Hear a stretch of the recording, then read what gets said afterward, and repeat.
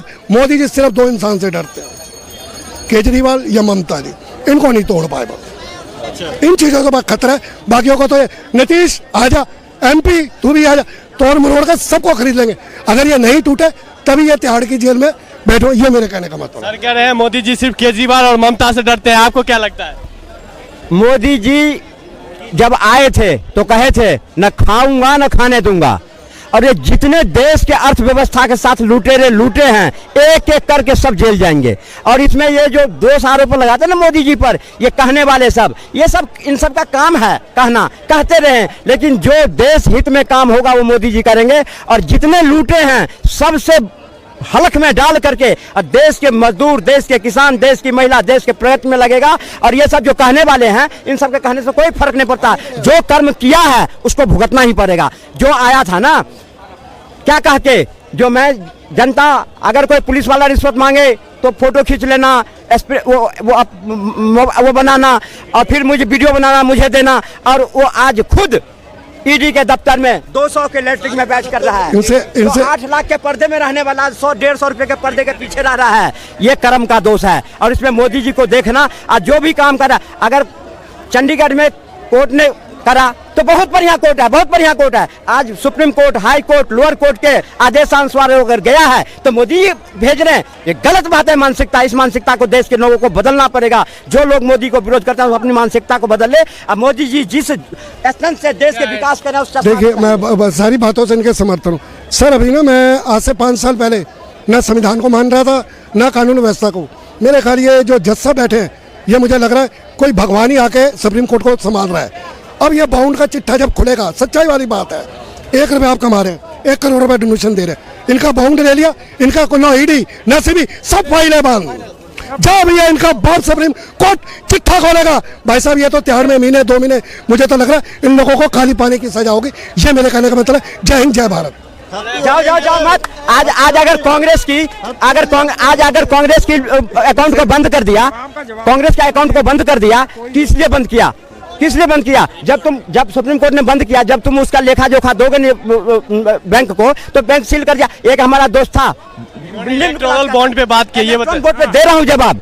क्या electron bond सिर्फ BJP को मिला, कांग्रेस को नहीं मिला, टीएमसी को नहीं मिला, बीजेपी को मिला? सबसे अरे सुनो, सबसे बड़ी पार्टी है, सबसे ज्यादा सांसद है, उसको लो लो। और कांग्रेस के 40-42 सांसद है तो वो अपना जोड़ लो। ये बात नहीं होती है। उंगली उठाना आसान है, एक एक पैसे का जवाब मोदी दे रहा है, एक एक पैसे का हिसाब देगा। और जितने कांग्रेस ने 60 साल में लूटे हैं, एक एक लुटेरे को जेल में बंद करेगा, जाएगा। और इनके कहने से कुछ नहीं है, देश की जनता सब देख रही है। और आज 400 पार का नारा जो दे रहे हैं ना देश की जनता, मोदी जी नहीं दे रहे हैं, देश की जनता दे रही है।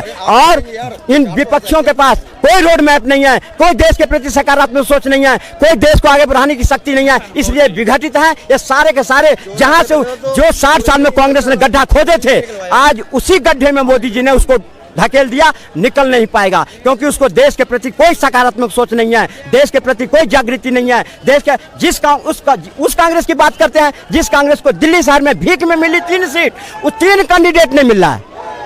यूपी में 17 कैंडिडेट नहीं मिल रहा है। वो कांग्रेस क्या चुनाव लड़ेगी मोदी देश के सामने? मोदी जी गड्ढे में डाल देंगे विपक्ष को। देखिए हर किसी का अपना विचार है, रखना चाहिए। मैं आपको एक छोटा सा लॉजिकल बनाता हूँ, बड़ी मेरे को उस पर हंसी भी आ रही है। जब सुप्रीम कोर्ट ने एसबीआई से कहा भाई मेरे को डाटा चाहिए, एसबीआई चाहती थी इलेक्शन हो जाए, मुद्दा दब जाए, सुप्रीम कोर्ट ने कहा मैं वो जज नहीं हूँ कि मेरे को आप खरीद लो या मेरे को कोई प्रमोशन दे दो। मैं 140 करोड़ जनता को इंसाफ की नजर से देख रहा हूँ। एसबीआई का डंडा दिया, एक दिन पहले ही एसबीआई ने अपने रिकॉर्ड वहाँ भाई डाटा दे दिया। इससे क्या चाहता था एसबीआई, क्या छुपाना चाहता था जो 6 महीने का टाइम मांग रहा था? ये पूछिए इनसे। मैं बता रहा हूँ फैक्ट।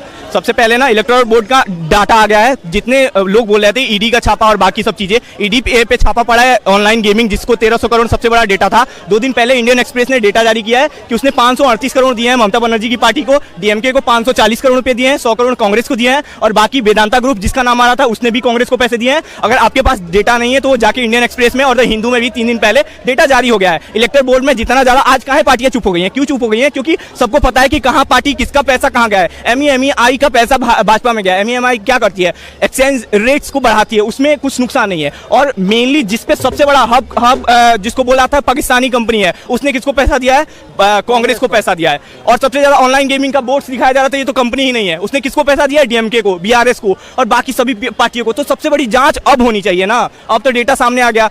और सबसे बड़ी बात, सुप्रीम कोर्ट से बड़ा कोई नहीं है, ये सुप्रीम कोर्ट ने 2-3 दिन पहले बता दिया है। और जब सुप्रीम कोर्ट ने डेटा दिया है और सुप्रीम कोर्ट ने न्याय किया है, तो इनको सपोर्ट भी करना चाहिए कि हाँ। और हाँ, आप हम सुप्रीम कोर्ट की सपोर्ट, हमने क्या कहा, सारी पार्टियों के चिट्ठे खुलने चाहिए, जनता को पता चलना चाहिए कि हमारे टैक्स का भी पैसा खा रहे हैं और आप चंदा भी ले रहे हैं, इतनी चीजों का पैसे का कर क्या रहे हैं आप, ये मेरा कहने का मतलब ठीक है। आपको बता रहा हूं, ममता बनर्जी की सरकार एक राज्य में है, वो भी सीएम है वहां की, 1400 करोड़ 1600 करोड़ उनके पास आता है। भाजपा की सरकार पूरे भारत में है और भारत में पूरे होने के बाद भी सांसद भी हैं और एमएलए भी हैं, तो उसके पास आ रहा है 6000 करोड़, 20,000 करोड़ का सारा डेटा है और 14,000 करोड़ बाकी पार्टियों को जा रहा है। और अब 2 दिन आजकल बोल रही है कांग्रेस ना कि उनकी डेटा को फ्रीज कर दिया गया, बाकी चीजें। सबसे पहले 13A में जो होता है कि सारी पार्टियां ना वो टैक्स से फ्री होती हैं। फिर 80C और 80D जो हमारे संविधान में कहता है कि जब हम लोग इनकम टैक्स लगा रहे हैं तो 20,000 से ज्यादा अगर कोई इनकम मतलब फंड दे रहा है तो उसके डेटा को उस पार्टी को अपना कलेक्ट करके इनकम टैक्स और बाकी सर्वे एजेंसियों को देना चाहिए, लेकिन वो चीजें नहीं हो रही है, सबसे बड़ी बात। और कुछ क्वेश्चन हो तो पूछिए। देखिए, हर किसी के अपने, हर किसी के, सुप्रीम कोर्ट सबसे बड़ा है तो 9 से ज्यादा ईडी ने 9 बार से ज्यादा समन किया था अरविंद केजरीवाल को। उसके बाद आप देखिए ना, 1 मिनट भैया, समन किया था और हाई कोर्ट ने भी कहा कि आप पेश ही कीजिए, लेकिन उन्होंने नहीं किया। सुप्रीम कोर्ट की अवहेलना की और हमारा संविधान कहता है कि जाति धर्म और सबसे ऊपर हम है, तो जब अवहेलना की है तो सरकार ने उनको जेल में डाला है। अगर कोई भी सुप्रीम कोर्ट और न्याय पद्धति को की अवहेलना करता है तो उसको जेल में जाने का पूरा हक है और जनता को भी सपोर्ट करना चाहिए। अरे 9 बार जो है ईडी जो समन भेजा हो फिर वो पेश नहीं हुए, इनको कैसे देख रहे हैं? देखिए, ये इसके लिए तो मैं उनको विरोध करूंगा कि आप हाई कोर्ट का, सुप्रीम कोर्ट का ना सम्मान करके आपको उस जैसे सम्मान जो जारी हो रहे थे, आपको अदालत में जाके अपनी बात रखनी चाहिए थी। मगर हम 2 चीज़ों से सर देखते हैं, ये सारे छापे सीबीआई ईडी ये विपक्ष पे क्यों पड़ते हैं, बीजेपी वालों पे क्यों नहीं पड़ते? सबसे पहले ईडी सीबीआई के छापे के बोलिए, और अभी बोला जा रहा है लोकतंत्र की हत्या। भारत में एक बार ही लोकतंत्र की हत्या और डिक्टेटरशिप हुई है, जो कि कांग्रेस सरकार में हुई थी। जब कांग्रेस सरकार में इलाहाबाद हाईकोर्ट ने इंदिरा गांधी पे 14 मुकदमे लगाए और बोला कि आप चुनाव नहीं लड़ सकती है। उन्होंने विपक्ष के सारे नेताओं को जेल में डाल दिया, जो उनके समर्थक है, लालू प्रसाद यादव, नीतीश कुमार, बाकी मुलायम सिंह यादव, सबको जेल में ठूस दिया। उसके बाद क्या किया, बड़े बड़े पत्रकारों को जेल में ठूस दिया। और जब तक उनका कार्यकाल पूरा नहीं होगा जेल की कार्रवाई के कि आप इतने दिन चुनाव नहीं लड़ सकती है, तब तक सब लोग जेल में रहे। मीसा एक्ट लगा, मीसा एक्ट के तहत सबको बिना पूछे जेल में ठूसा जा रहा था। इसको कहते हैं लोकतंत्र की हत्या। अभी लोग लोकतंत्र की हत्या के बारे में बात करते हैं, ईडी सीबीआई के बारे में। जो राष्ट्रपति शासन 356 एक्ट को झुठला दे उसको कहते हैं डिक्टेटरशिप, उसको कहते हैं लोकतंत्र की हत्या। ये जानते हो, इंदिरा सरकार में लगा था आपातकाल, आप किस आपातकाल की बात कर रहे हैं? देखिए, इतनी मेरे को बेटा नॉलेज तो नहीं है, जो चीज़ नॉलेज है मैं उसका सवाल का जवाब दे सकता हूँ। देखो, जो चीज़ अपने को नॉलेज नहीं, जो चीज़ हमारे को नॉलेज है, उन्होंने कहे हैं जो विपक्ष पर में ही क्यों पड़ती है, मेन बात इनका कहना है विपक्ष पर क्यों नहीं पड़ती है, विपक्ष पर क्यों ही पड़ती है। इन्होंने कहा ना, जब विपक्ष अगर चोरी किया है, विपक्ष में जो लीडर है, क्या लालू प्रसाद यादव रेलवे में घोटाला करा, उस पर चारा घोटाला करा, उस चारा घोटाला किया, रेलवे में भी घोटाला किया, तो वो जाना, उस पर कार्रवाई होनी चाहिए कि नहीं होनी चाहिए, बताओ। तो कार्रवाई आप कितने बार तो होनी चाहिए कि नहीं होनी चाहिए, आप बताओ। नहीं, उसके बाद अगर केजरीवाल अगर किया है 100 करोड़ की शराब में अनियमितता बरती है तो उस पर कार्रवाई हुई, तो और रही कहते हैं विपक्ष पर, जो अगर विपक्ष लूटा है तो कार्रवाई किस पे हो गई? राहुल गांधी पर में भी है चार्जेड, वो भी जमानत पे है हेराल्ड केस में। तो जो ये काम करेंगे, देश की अर्थव्यवस्था को लूटेगा विपक्ष, तो कार्रवाई पक्ष पर कैसे होगी? आज अगर पक्ष में भी कोई किया है तो अगर ईडी उसके पास जाएगा तो उस पर भी कार्रवाई होगी। मोदी जी ने कभी किसी को बरतने वाले नहीं है, चाहे अपने हो चाहे पराया हो, मोदी जी से भागने वाला कोई नहीं है। देखिए, मेरा लास्ट सवाल यही है, मैं करीबन 55-60 साल की उम्र हो गई है, मगर जो ये 4-5 साल से जज साहब बैठे हैं, मैं सरकारों को, चाहे मैं चोर भी कह लूँ, कोई छोटा चोर कोई बड़ा चोर, ये जब तक सत्ता में बैठे हैं, जब तक इनके पर्दे ढके हुए। सर, अब छोटा सा लॉजिकल पॉइंट पे आ दिया, राहुल गांधी की क्या बोला था उसने, सारे मोदी नाम सर के चोर हैं। हाई कोर्ट के संसद छीन लो, बंगला छीन लो, केस आ गया सुप्रीम कोर्ट ने हाई कोर्ट के इतना फटकार लगाई। आप क्या सोच रहे थे, क्या इन्होंने मर्डर कर दिया, रेप कर दिया, आपने इनकी संस्था छीन ली, इनको जो भी चीज़ हुई है, आप क्या सोच रहे हैं कि हमें सरकार प्रमोशन देकर गई, गवर्नर बना देगी? तो मैं इस सरकार को नहीं, जो अपने सुप्रीम कोर्ट के जज है, उन्हें बार बार सैल्यूट करता हूँ। जय हिंद, जय भारत।